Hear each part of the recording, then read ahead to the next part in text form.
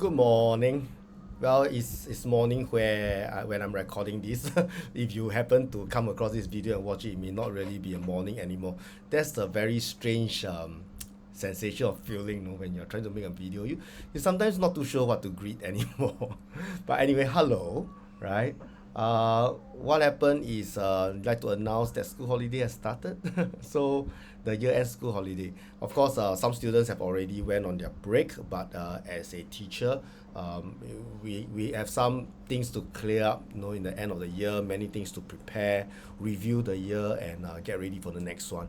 So last night, the staff gathered together to have a staff dinner, let our hair down a bit. Not too much hair, but it's fine. We let our hair down a bit, relax a bit, and we wrap up the year, right? So of course, a lot of things to prepare for next year. But before that, have a good rest, right? So I recently listened to this song again that I really liked. It has been a few years. It's not a new song. It's a Chinese song that says something like, "What happened if I suddenly have a lot of money?" So it's not money, but it's time that we suddenly have. But the concept is the same. So what happened is this singer actually wrote this song and says, "No, if I suddenly have a lot of money, the first thing I want to do is not to go and buy this, buy that. No, it's just want to take a break and rest and sleep and eat." So it's the same idea. I think it's a very simple line, but it's meaningful because really taking care of our mental well-being is really important. Other than just physical health being something that's quite been neglected by quite a lot of people. So taking a break today, just resting at home. After that, then I set myself thinking what are some things that I want to achieve over this break, because you cannot rest forever. It's not healthy to rest forever as well. You rest a bit and then you carry on stronger, right? So first thing first, I feel this break need to get healthier. Just before the year end, fell sick. I've been coughing a lot. Even vomited. Some stomach flu probably. So take care of my health. Like to exercise a bit more. Yeah, go to the gym more often. This 1.5 months. So see what I can do. I plan to hope to lose a bit of weight. Getting round. So that's the first thing. Take care of our physical health. I also like to just relax and play some video games. So I think the thing is sometimes we know, and the message about why excessive playing of video games is dangerous, but sometimes there are some benefits to it. Now I still don't like those mindless game where you just go around shooting people. It's not for me. Maybe it's a generation thing, but I do enjoy a little bit of role playing games. The old school ones. I started playing this game called Baldur's Gate long time ago, when I was much younger, and it made me fell in love with the fantasy genre as well as role playing in general, right? So I also dabble a bit of tabletop game playing.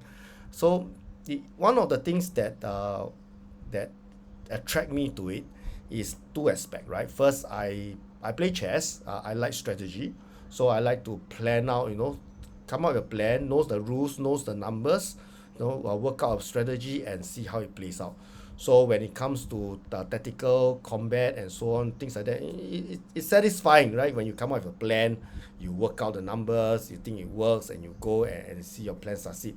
It's satisfying. So there's a bit of thinking, not minus games that require some mental gymnastic, right? So it's healthy. And of course, the other aspect is sometimes they have good stories, and you put yourself in the shoes of a character in a different setting. I feel it helps to build up your sense of empathy, the ability to actually see things from other people's perspective.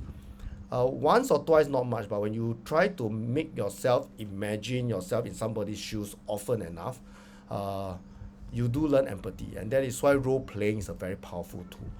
So I enjoyed this type of video games that give me a scenario for me to put myself in some other shoes. But of course, benefits aside, games are something that you don't overdo it, that it affect other aspect of your life. As long as it doesn't affect other aspects of your life, it's a good hobby to have. But nah, those mindless game where you just kill stuff, Not for me, right? But anyway, Baldur's Gate 1 and 2, I played them when I'm young. Baldur's Gate 3 is out recently, and I'm enjoying it. So maybe I can finish a run this school holiday. So that's that. So I exercise, I play a bit, and of course, spending some time with my family. I have my wife actually did most of the planning, and we have two short vacation coming up just to bring the family and kids out to enjoy a bit. I think it's important to actually have this kind of getaway once in a while, just spend some time with the kids, right? So I have two sons, for those who are unaware, right? So just spend a bit more time with them. They are growing up so fast, so that's in the plan. Of course, other things that we want to do, errands that we want to run, we get it done. Then we think about work, right? So next year, one of the most exciting thing for me is I'll be starting to teach a new subject.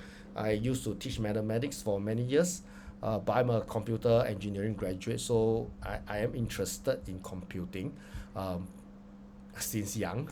So I'm getting the opportunity to teach computing now, next year.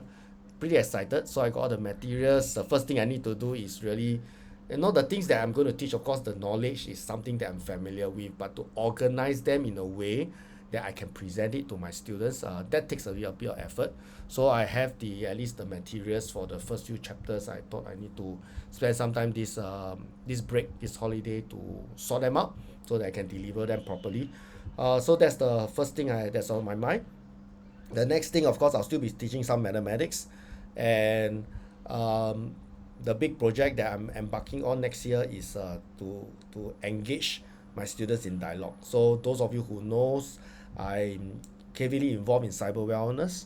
I believe setting our expectations right when we come to device use is important.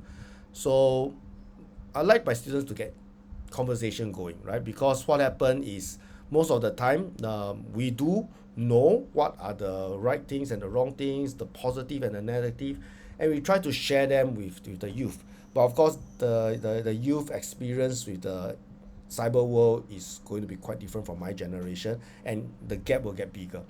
So sometimes we don't understand each other when it comes to the cyber world, but the fundamentals will not change, right? So but it cannot be a top-down one-way instruction thing. Become very preachy. I can appreciate the frustration. So I feel that it's necessary to educate by trying to invoke conversation and dialogues. So I'm trying to start this dialogue session where have students to have conversation about this topic, cyber wellness topic, with one another, instead of just the educators and teachers preaching.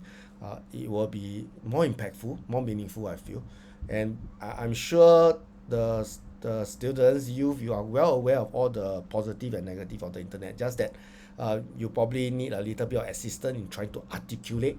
So get them to do a lot of reading, a lot of soul searching, and then trying to get them to have conversation with one another. So I'm planning a couple of sessions on this for the next year, and I started by having my digital citizenship leaders, or from my digital citizenship student leadership board of my school to start the preparation. I got them thinking and preparing some stuff over this school holiday. So I will also be reviewing what they come up with, because they're supposed to do some research and post their findings online, and I will read them, and when school reopens, I'll gather them, and we will be better prepared before we engage the rest of our students in conversation. So that's the big plan I have for next year. So that's the plan I have for these school holidays overall. Hope to have a good holiday. What are your plans? I hope you have a good one too, and if you want to share with me, I'll be willing to hear them and encourage one another. Yes. All right, so have a nice day.